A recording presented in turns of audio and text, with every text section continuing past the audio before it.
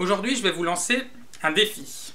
Munissez-vous dès maintenant d'une paire de ciseaux et d'une petite feuille carrée d'environ 10 cm de côté, et on commence dans 3 secondes. C'est bon, vous avez tout ce qu'il vous faut. Le défi, vous allez le voir, il est extrêmement simple à comprendre. Êtes-vous capable, avec cette paire de ciseaux, de découper à l'intérieur de cette feuille de papier un trou suffisamment grand pour que vous puissiez y passer votre tête entière ?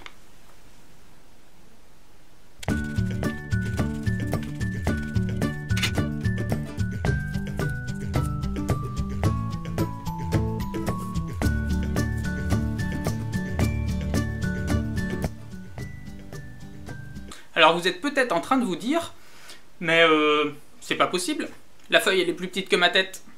Eh bien si vous vous dites ça, figurez-vous que vous êtes en train de confondre deux choses. Vous confondez l'aire d'une figure géométrique avec son périmètre. Sur cette petite feuille de papier, je ne pourrais jamais dessiner une figure géométrique ayant une aire plus grande que l'aire de la petite feuille de papier. En revanche, il est tout à fait possible de dessiner une figure géométrique ayant un périmètre, un contour aussi long que l'on veut. Et ça, eh bien c'est tout à fait ce qu'il nous faut, parce que pour faire un trou qui passe autour de notre tête, ce qui compte, ce n'est pas l'aire, c'est le contour, le périmètre donc. Cette question du périmètre que l'on peut faire tenir dans une surface donnée, elle est souvent associée à une légende ancienne qui est la légende de la reine Didon. Didon, c'est une reine phénicienne qui a vécu environ 8 siècles avant Jésus-Christ, et chassée de chez elle par son frère Pygmalion, elle prend l'exil et elle débarque sur les côtes de l'actuelle Tunisie. Là, il y a un souverain local qui lui accorde de rester et qui lui dit qu'elle peut prendre un territoire aussi grand que ce qu'elle pourra renfermer avec une peau de bœuf. Alors que fait-elle, Didon ? Elle découpe sa peau de bœuf en fines lanières grâce auxquelles elle obtient un très long périmètre, et grâce à ce long périmètre, elle peut enfermer une vaste surface, et sur cette surface, elle va y fonder sa ville qui prendra le nom de Carthage.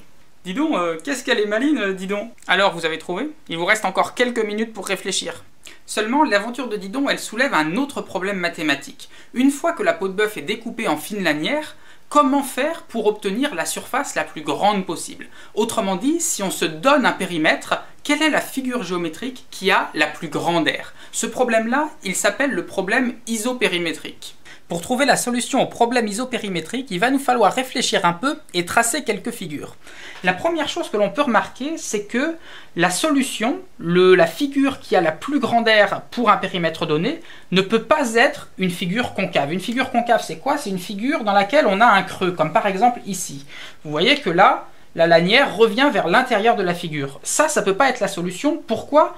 Eh bien parce que tout simplement, ce creux-là, on aurait très bien pu le faire aller vers l'extérieur et gagner ainsi en surface. Si Didon, avec ses lanières de cuir, avait dessiné cette forme-là, on aurait pu lui dire qu'elle s'était plantée et qu'elle n'a pas fait la surface maximum. On peut très bien ici, avec la même lanière de cuir, faire une bosse à la place d'un creux et effacer ici ce creux-là pour avoir une surface plus grande. La réponse au problème isopérimétrique est donc forcément une figure qui n'est pas concave, et ça, on appelle ça une figure convexe. La deuxième chose qu'il faut remarquer, c'est que la figure que l'on cherche doit avoir partout la même courbure. Qu'est-ce que c'est la courbure en mathématiques? Eh bien, c'est un nombre qui dit à quel point la courbe tourne vite. Si on prend un exemple et qu'on regarde une figure comme ceci, en forme d'œuf, eh bien, vous voyez que ici, la courbure de cette figure-là est plus forte au sommet de l'œuf qu'à sa base. Au sommet, vous voyez que la courbe tourne vite, alors qu'ici, la courbe est beaucoup plus légère, beaucoup plus droite. Donc, la courbure n'est pas la même partout sur cette figure-là.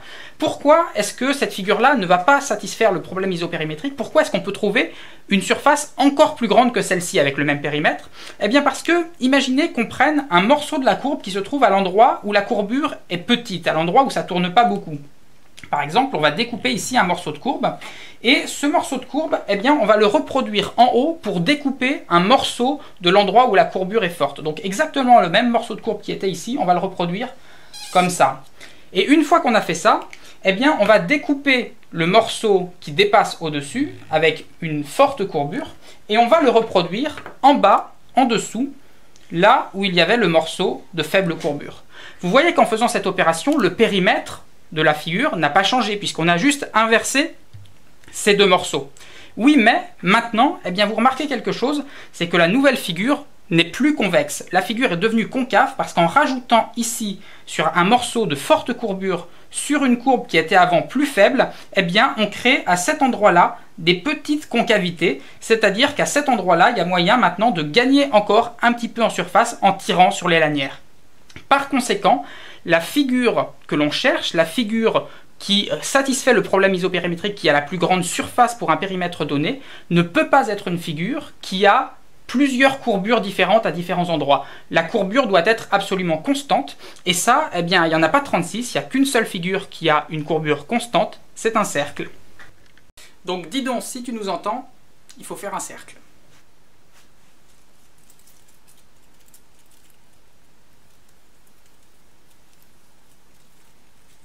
Haha, moi j'ai trouvé, et vous?